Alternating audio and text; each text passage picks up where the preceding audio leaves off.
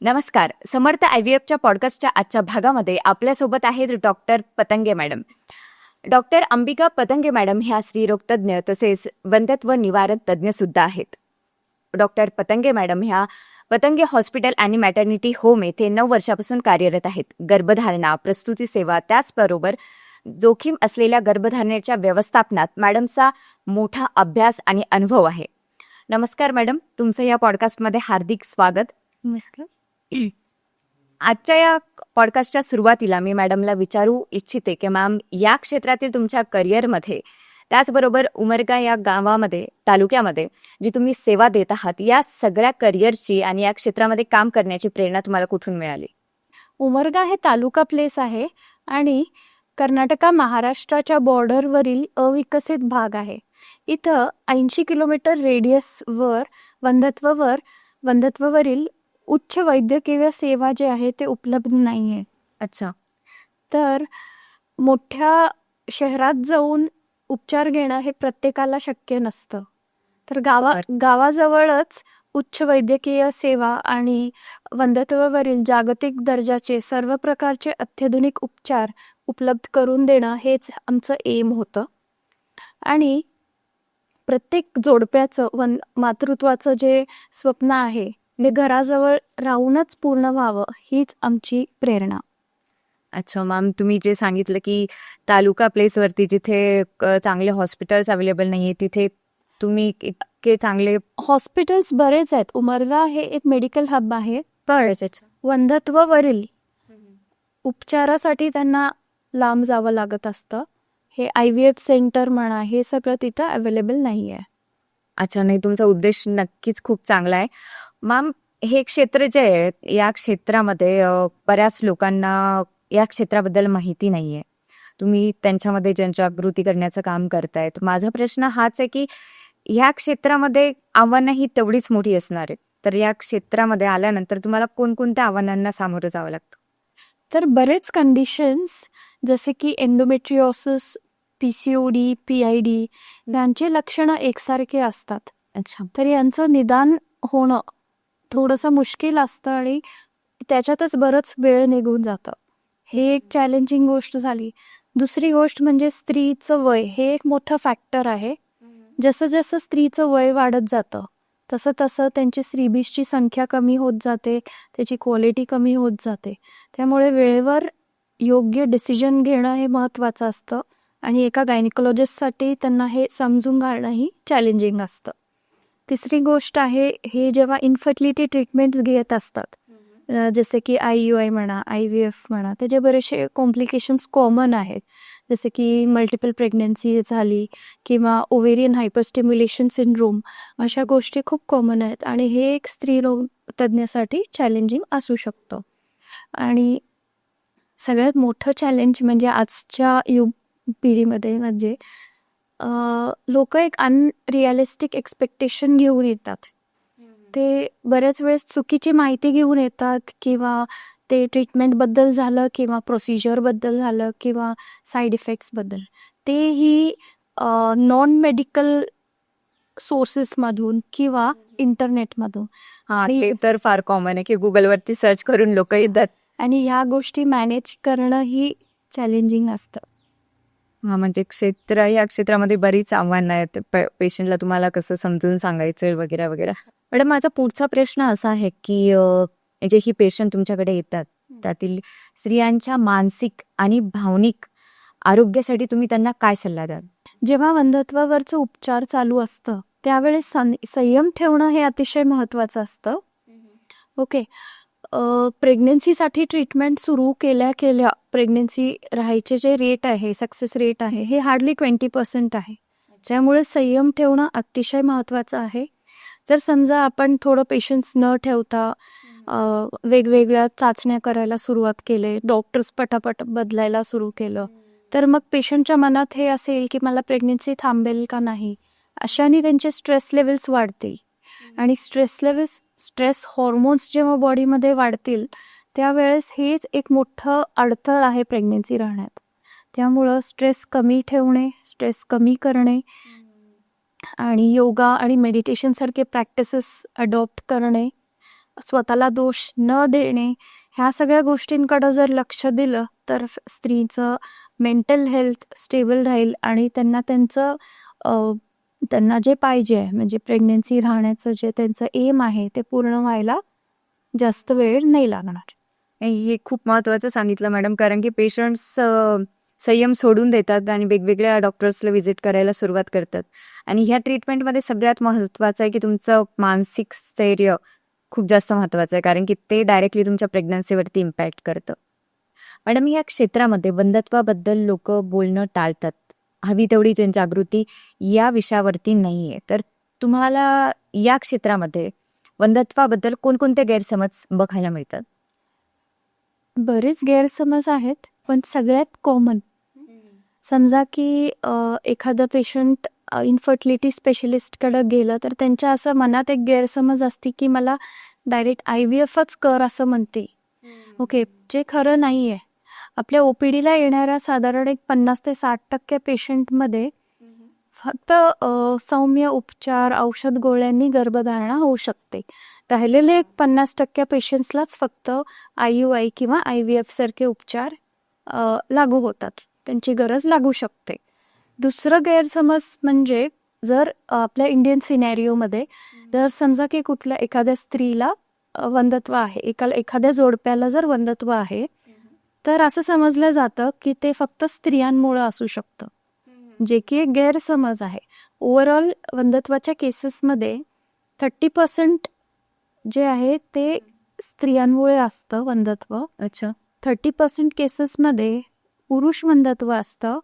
30% केसेसमध्ये दोघांमुळेही असू शकतं आणि 10% केसेसमध्ये अनएक्सप्लेन इन्फर्टिलिटी, ते आपण सांगता येत नाही की कशामुळं आहे. अच्छा, तुम्ही हे जे पर्सेंटेज सांगितलेत स्टॅटिस्टिक, याच्यामुळे बरेचसे लोकांमधला जो गैरसमज आहे तो क्लिअर झाला असणार आहे. मॅडम, माझा पुढचा प्रश्न थोडा फिमेल स्पेसिफिक आहे की ज्याही काही स्त्रिया आहेत त्यांचे काही रोग जे असतात, स्त्रीरोग जे असतात, त्यांच्यामध्ये काही समस्या स्त्रिया निग्लेक्ट करतात, तर त्याबद्दल तुमचा सल्ला काय राहील? बरेच कंडिशन्स आहेत, जसे की एंडोमेट्रिओसिस धरा. तर एंडोमेट्रिओसिस हे असं कंडिशन आहे ज्याच्यामध्ये गर्भाशयाचं अस्तर जे असतं त्याच्यासारखं टिश्यू गर्भाशयाच्या व्यतिरिक्त बाहेर वाढायला सुरू होतं, जसं की ते फॅलोपियन ट्यूब्समध्ये वाढू शकतं किंवा ओव्हरीजमध्ये वाढू शकतं. आणि हे दुर्लक्षित का आहे, तर बऱ्याच वेळेस हे जे सिम्पटम्स आहेत, जसे की मासिक पाळीमध्ये तीव्र वेदना होणे, पोस्ट कॉइटल पेन, हे सामान्य मासिक पाळीचे सिम्पटम्स आहेत म्हणून ह्याला दुर्लक्षित केलं जातं. आणि हे ट्रीटमेंट पण ह्याचं जे आहे ते कठीण असतं, कारण एकदा आपण हे ट्रीट केले आणि संपलं असं नाही. अच्छा. त्याचे रेकरंट रेट्स खूप जास्त आहेत, त्यामुळे हे थोडंसं ट्रीटमेंट करणंही अवघड असतं. हा, म्हणजे एकदा ट्रीटमेंट घेऊन चालत नाही, तुम्हाला कंटिन्युअसली त्याच्याशी अपडेट. होय, एकदा ट्रीट केले संपले असं नाही, ते सारखं रेकरन्स होऊ शकतं ते.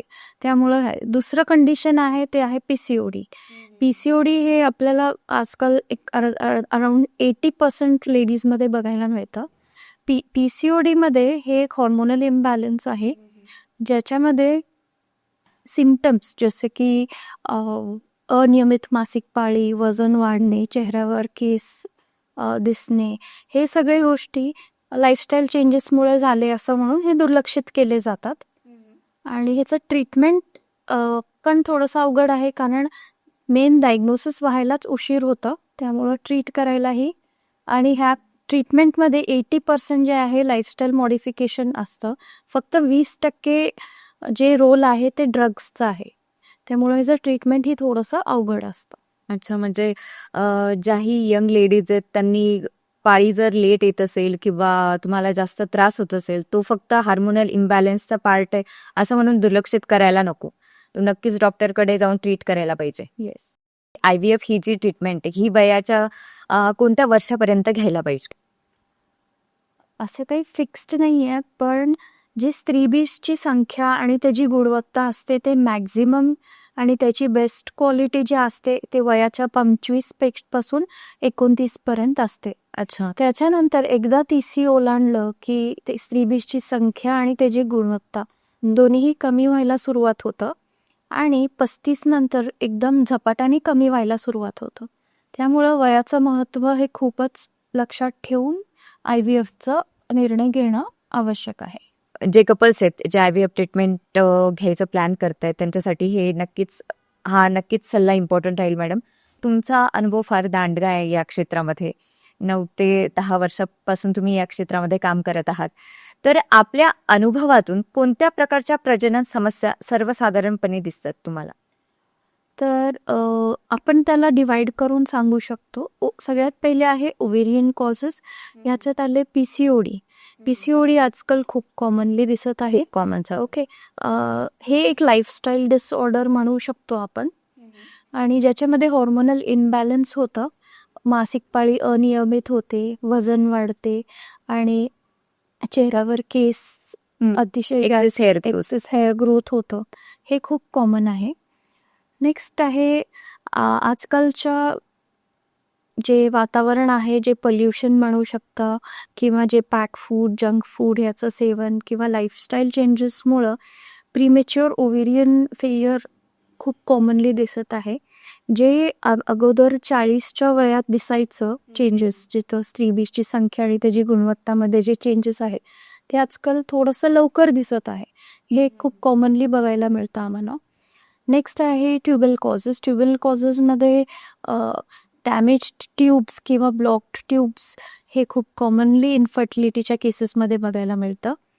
नेक्स्ट आहे एंडोमेट्रियल किंवा एंडोमेट्रियल कॉजेस किंवा युट्राईन कॉजेस म्हणू शकतो. युट्राईन कॉजेसमध्ये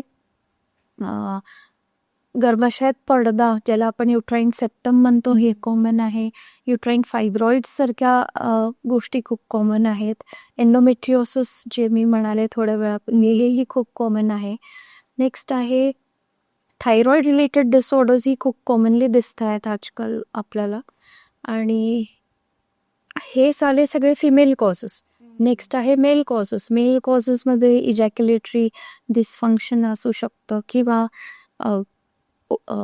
प्रीमेच्युअर इजॅक्युलेशन असू शकतं किंवा वीर्यामध्ये दोष असू शकतो, जसे की स्पर्म मोटिलिटी कमी राहणं किंवा त्याची स्पर्म काउंट कमी राहणं. ह्या सगळ्या गोष्टी खूप कॉमनली दिसून येतात. म्हणजे स्त्रियांच्या ज्या जीवनशैलीमध्ये पहिल्यापेक्षा आता जो बदल झालाय त्याच्यामुळेही बऱ्याच समस्या आपल्याला दिसून येतात. चालेल. तर मॅडम, आत्ता आपण जाणून घेतलं की कोणकोणत्या प्रजनन समस्या आज स्त्रियांमध्ये बघायला मिळतात. तर सुरुवातीची स्त्रियांची जीवनशैली आणि आत्ताची स्त्रियांची जीवनशैली याच्यामध्ये खूप जास्त फरक आहे आणि त्याच्यामुळेच बऱ्याच प्रजनन समस्या आपल्याला स्त्रियांमध्ये बघायला मिळतात.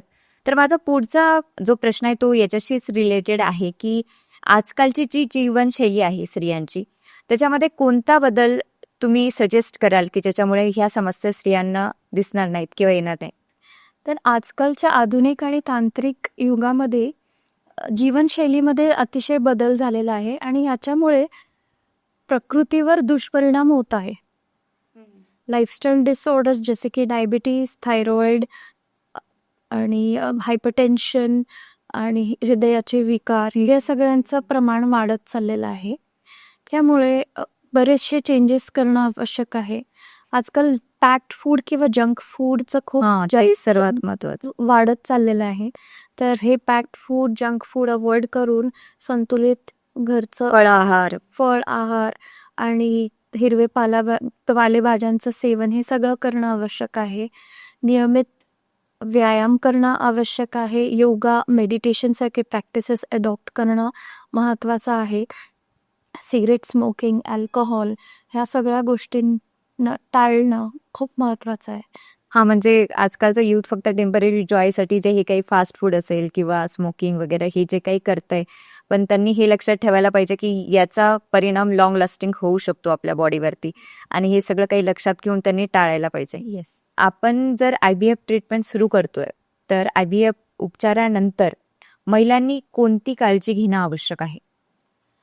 तर महिलांनी स्ट्रेस फ्री राहणं खूप महत्त्वाचं आहे.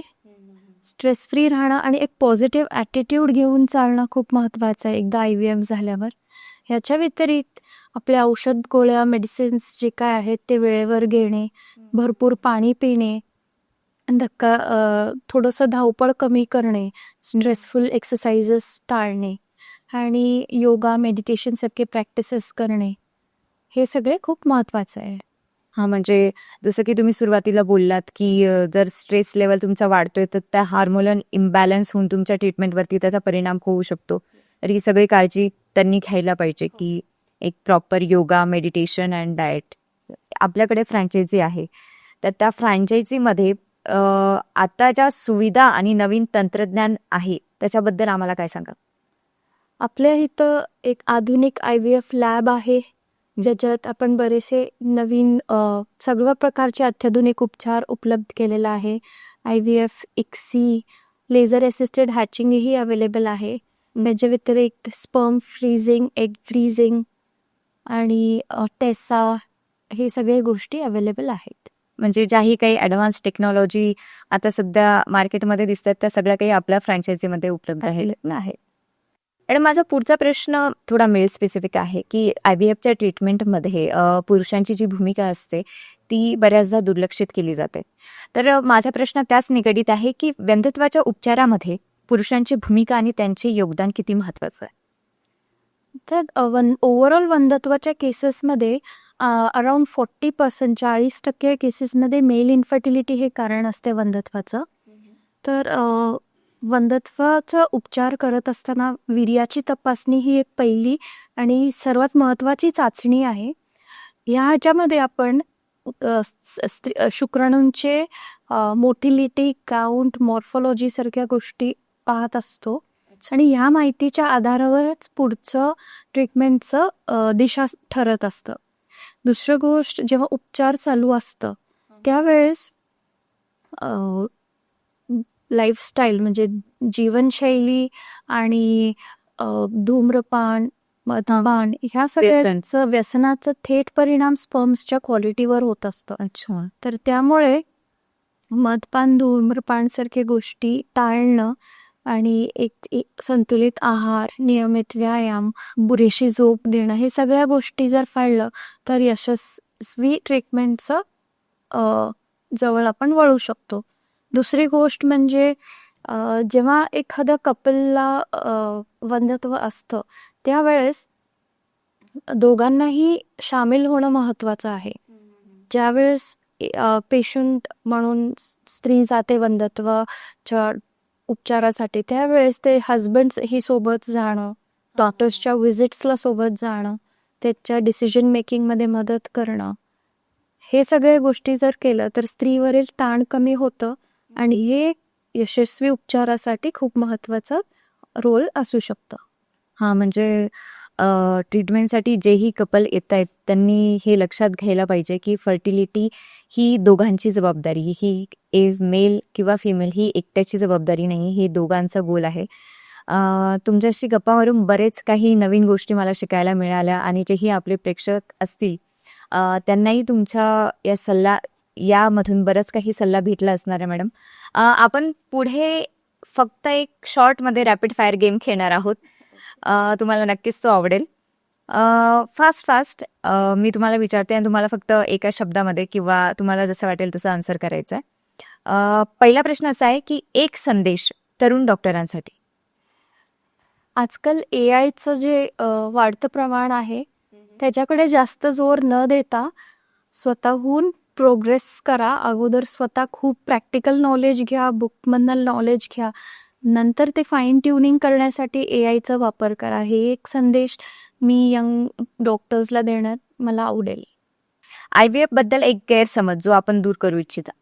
IVF मध्ये फक्त जुळेच मुलं होतात हे एक गैरसमज आहे आणि नॉट नेसेसरी की जुळेच होणार, एक होऊ शकते किंवा 2 होऊ शकतात, डिपेंड्स. अच्छा, तो एक गैरसमज लोकांमध्ये आहे. आपल्या दृष्टीने आशा म्हणजे काय? हो, पॉझिटिव्ह ॲटिट्यूड ठेवणं, पॉझिटिव्ह राहणं, हेच. IVF ट्रीटमेंटमध्ये ते सगळ्यात इम्पॉर्टंट आहे. आपलं बोलणं झालं अगोदर. IVF मध्ये सर्वात भावनिक क्षण कोणता असतो? ज्यावेळेस आमच्यासमोर UPT पॉझिटिव्हचं रिपोर्ट येतं ते आमच्यासाठी आणि पेशंटसाठी दोघांसाठीही अतिशय भावनिक मोमेंट असतं. हा, म्हणजे जेही काही तुम्ही आणि पेशंटनी मिळून जोही काही प्रवास आणि स्ट्रगल केलाय त्याचं फ्रुटफुल फ्रुटफुल रिझल्ट आपल्या समोर आला. एका वाक्यात चांगला IVF डॉक्टर कसा असावा? जो पेशंटशी एम्पॅथेटिकली काउन्सिलिंग करेल, जो एम्पॅथेटिकली वागेल, हाच सगळ्यात बेस्ट IVF स्पेशलिस्ट असेल. हा, म्हणजे पेशंट ऑलरेडी खूप काही स्ट्रगलमधून जात असतं आणि जो डॉक्टर त्यांच्याशी एक इमोशनल कनेक्ट करेल तो नक्कीच एक चांगला डॉक्टर आहे. म्हणजे धन्यवाद मॅडम, तुमच्याशी गप्पा मारून आम्हाला सगळ्यांना खूपच काही नवीन नवीन गोष्टी शिकायला मिळाल्या. आजच्या या पॉडकास्टमध्ये डॉक्टर अंबिका पतंगे मॅडम यांनी आपल्याला विविध विषयांवरती सल्ला दिला, जसं की स्त्रियांशी निगडीत काही सल्ले असतील, जीवनशैलीबद्दल काही सल्ले असतील, IVF ट्रीटमेंटमध्ये पुरुषांची काय भूमिका असेल, त्याचबरोबर तरुणांना त्यांनी अनेक सल्ले दिलेत. धन्यवाद मॅडम. मॅडमशी गप्पा मारून आपण बऱ्याच काही गोष्टी शिकल्यात. आजच्या या पॉडकास्टमध्ये आपण स्त्रियांच्या जीवनशैलीबद्दल, त्याचप्रमाणे IVFमध्ये पुरुषांची काय महत्त्वाची भूमिका आहे, त्याचबरोबर तरुणांना त्यांनी विविध सल्ले दिले. तुम्हाला हा पॉडकास्ट नक्कीच आवडला असेल. तुम्हाला अजून काही प्रश्न असतील तर ते आम्हाला कमेंट सेक्शनमध्ये नक्की कळवा. लाईक करा, शेअर करा आणि सबस्क्राईब करा. समर्थ लाईफ बिगिन्स हेअर. थँक्यू.